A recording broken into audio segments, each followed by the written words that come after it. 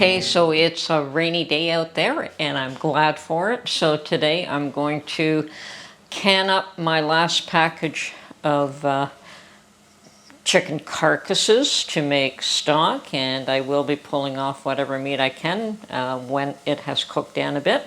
So simple. Putting that into it's only sticking up because it's all frozen, but once the water comes to a boil, it will fit into the pot. And I'm just going to add carrots, onions, and some celery, and keep it simple and let this simmer all day long. Okay, I have prepped all the ingredients I'm going to add, and if I had these items dehydrated, I would certainly add them in as dehydrated vegetables into my stock. But I still have to work on dehydrating onions and celery. Carrots are all done. Okay, so at this point,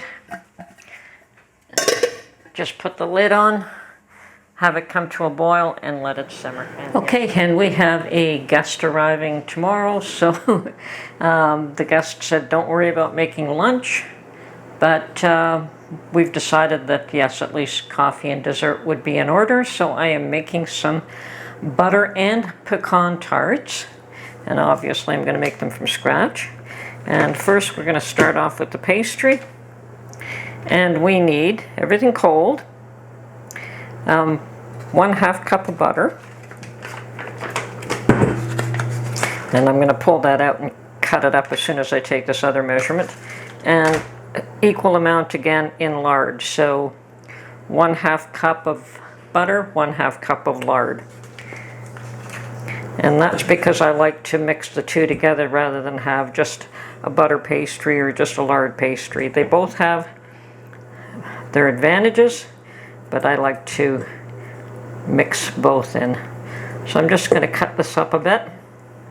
It is cold and it is hard, and I do want it to mix up in the flour. Now the lard is a lot softer even when it's cold. Okay, put that aside. Okay, into that I'm going to add, I've already added my 2 cups, so my last 1/3 cup of flour. And I'm going to just put this on the mixer and allow the flour and the butter to mix up. Oh, and I'll probably add a teaspoon of salt in this mixture here.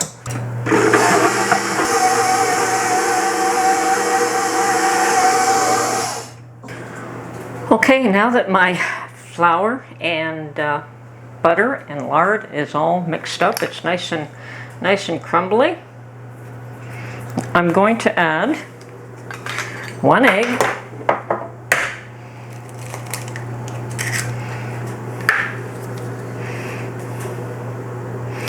two teaspoons of vinegar, and 1 tablespoon of cold ice water. Okay, put that all aside, blend this nicely, just give it a quick mix, and we're going to add this to the pastry.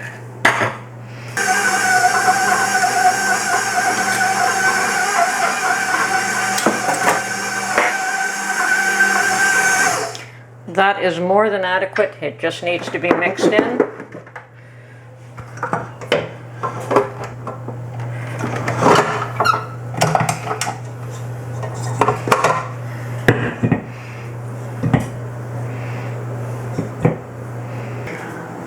Okay, my pastry dough is nice and mixed, and yeah, they tell you not to mix pastry dough too much, and so we don't want to do that. But at this point, all I'm going to do is wrap it up in cellophane and put it in the fridge for half an hour or so. And meanwhile, I will clean up. So you want this to get good and cold. Okay, I have gathered all the ingredients I'm going to need to mix the filling for the butter tarts and the pecan tarts, and I will be using my immersion blender to mix everything together. And I'm going to be also using my 1 quart measuring cup to mix it all rather than the mixing bowl. Yeah, this will allow me to pour the filling into each individual muffin cup. Okay, I'm going to start off with 2 eggs.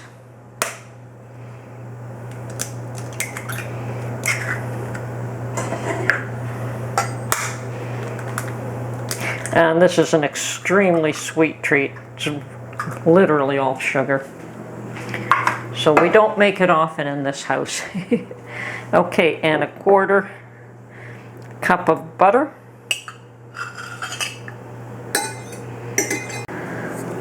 Approximately 1 teaspoon of vanilla, and I'm just gonna guess that. Okay.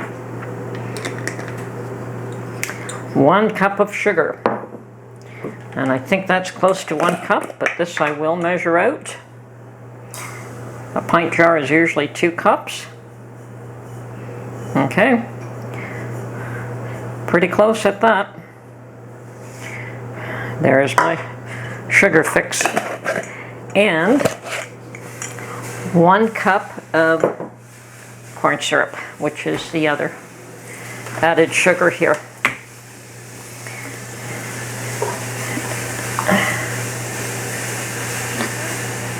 And there are times that I don't measure this either, I just pour it in. But we're going to measure it today. So 1 cup of corn syrup. Now all we have to do is mix this all up. And I also have my raisins and my pecans, but I'm going to add those individually to each little cup rather than in this mixture. So that doesn't take long. It's all good and blended in there now. Just going to let that drain for a few minutes. And we will start preparing the dough. Okay, I've got my oven preheating to 375, and I'm going to slightly grease each one of these little cups here. Just going to use butter.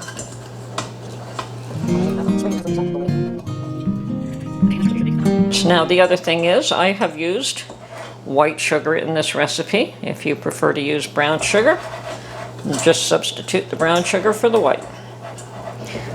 Doesn't matter. You can always change up your recipes.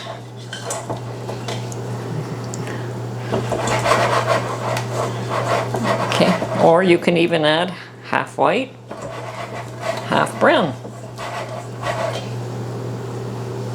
I've done that in the past myself.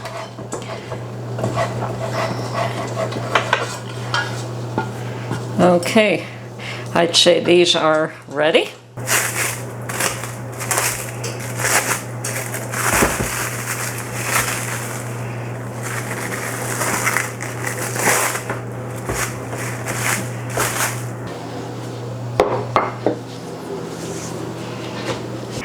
For my dough, I will be cutting this up into hopefully 12 equal sections. Let's see, half would make 6. So we want 6, 3 and 3.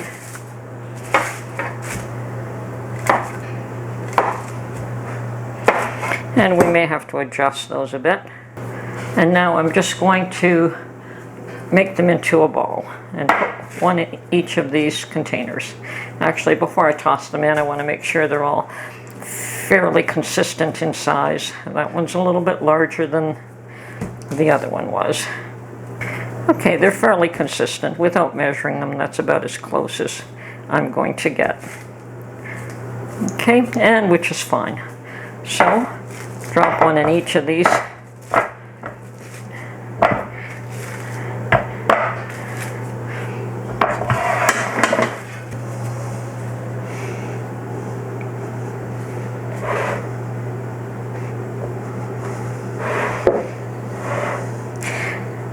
And I'm dipping it in the flour each time so that it doesn't stick to my little shaper. And you just have to press and wiggle to try and get it evenly shaped.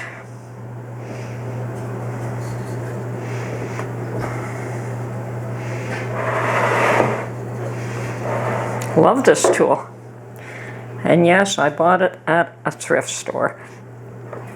But I believe they're still available.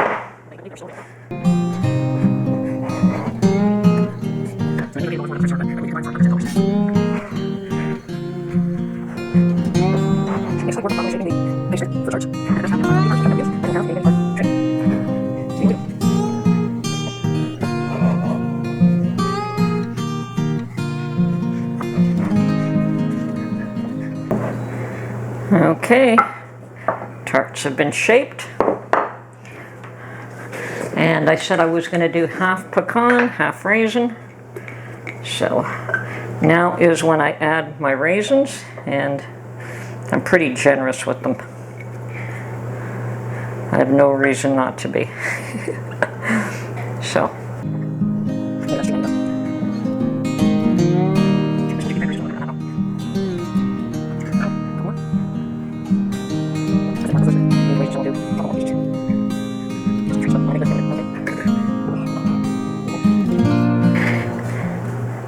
And now we pour our filling.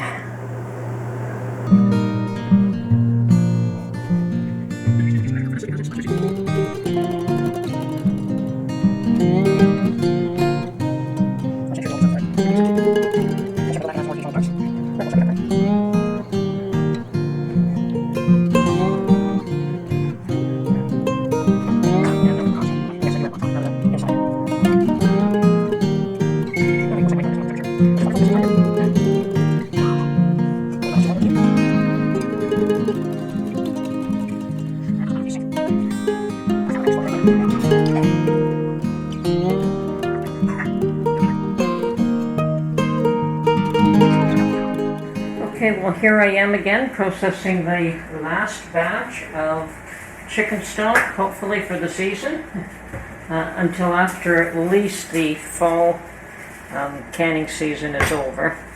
So I have made the stock and strained it, and now I'm just going to clean the edges here. I have my vinegar in my dish.